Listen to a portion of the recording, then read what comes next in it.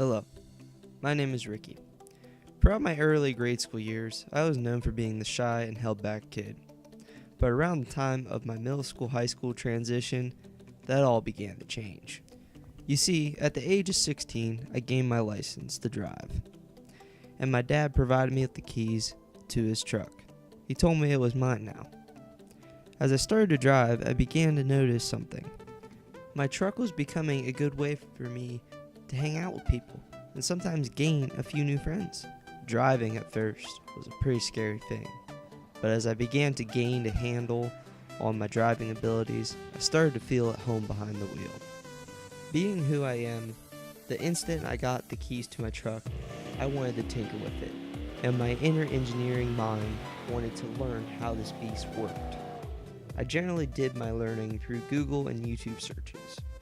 I found out that many people were modifying their vehicles for performance, sound, or appearance gains. I asked my dad what he thought about me modifying the truck.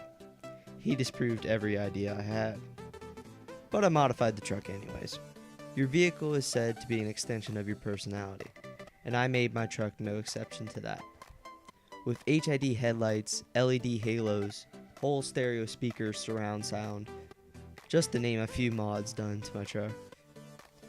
I learned how to modify my truck purely from YouTube videos. But while on YouTube finding these videos, I tended to get sidetracked from my intended searches. I stumbled onto all sorts of other YouTube videos involving cars, engines, and all other kinds of sort of stuff like that. But one day, I found a YouTube channel called That Dude in Blue. This channel really turned my passion for cars into something greater. That Dude in Blue, or his real name David Patterson, increased my knowledge of cars of all shapes, colors, and sizes through all of his amazing car reviews and just videos about cars. He also introduced me to this thing called car culture, which is the world of people who enjoy and have a passion for cars, like me. The main things I learned from David about car culture include its lifestyle, events, and the language spoke in car culture.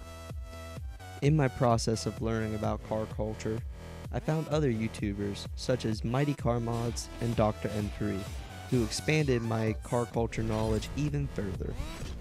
While learning about car culture, specifically the language used in it, I thought about trying to use it to find other people who enjoy car culture just as much as me.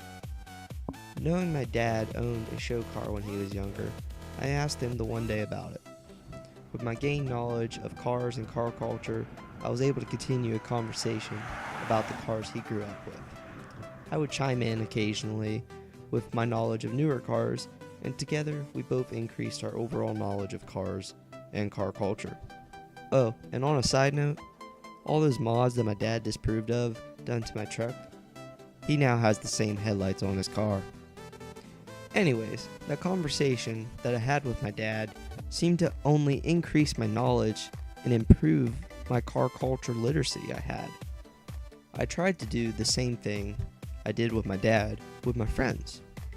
The same thing happened again and again. It was amazing how talking about cars, parts, specs, and terms can really spark a friendship.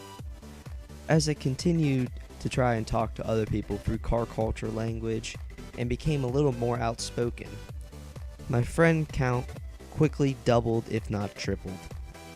To sum it all up, my life has been transformed by cars and car culture. It has gave me a way to find and make new friends, become a more outspoken individual, gain knowledge, and better myself for the future. So, thank you, cars, for being the silent communicators that seem to just bring us all together, and for changing my life.